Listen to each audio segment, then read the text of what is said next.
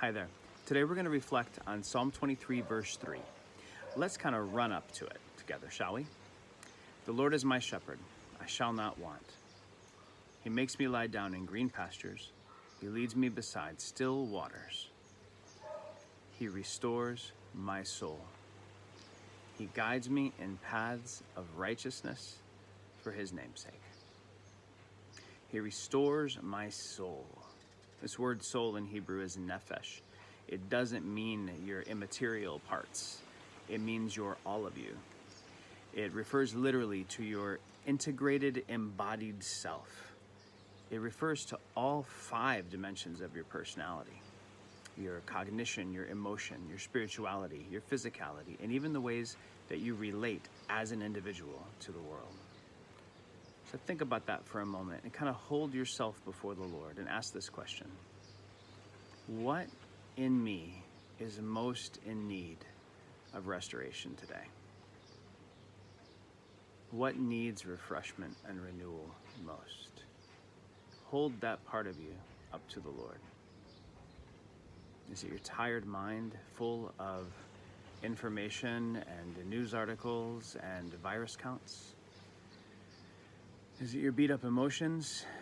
You're tired of being anxious? Tired of feeling like you can't act? Tired of feeling like people who should act won't? Is it your stoved in body? Your kind of trapped body, or your exhausted body because you're not sleeping well?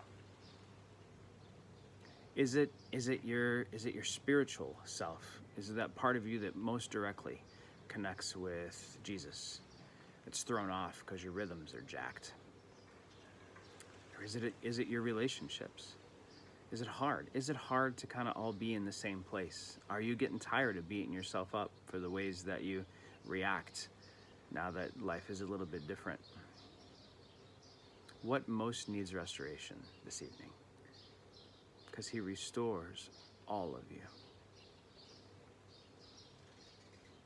He leads you in paths of righteousness for his name's sake.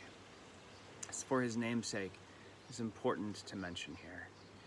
In the tradition I grew up in, God was all about his own glory. And that's all right. But the way that the relational literature in the Old Testament goes is God's people are supposed to be about his glory because God is about our good. So as he leads us in paths of righteousness for his name's sake, how can we remember today that this period of time, or this way that the world has maybe permanently changed a little bit, how can we make this about his name? How can we make a big deal out of Jesus in these days? How can we keep the main thing the main thing? How can we remember that our discipleship was not put on pause when we were locked in our house? How can we attend to our own becoming, our own journey on a path of righteousness? This word righteousness, in both Hebrew language and the Hebrew imagination, contains notions of social justice. Everyone's running to the store, and at least they were here. Now we're all in our houses. Where you're at, maybe everyone's running to the store, trying to hoard. Now, it's a really good idea to get 2 weeks of stuff in your house, but one of the things that we're projecting in our agency is that giving to charitable donations may dry up in the coming months because people are afraid of losing what they've got as economies tighten up. How are you going to be about justice with what you have? One of the questions my family's asking is, to whom can we give now? To whom can we give now? Let's let the Lord lead us in paths of justice when it might be a little scary to do so. He restores all of you because he's after all of you. And he leads you in paths of justice for the sake of his name. Your journey is not on pause.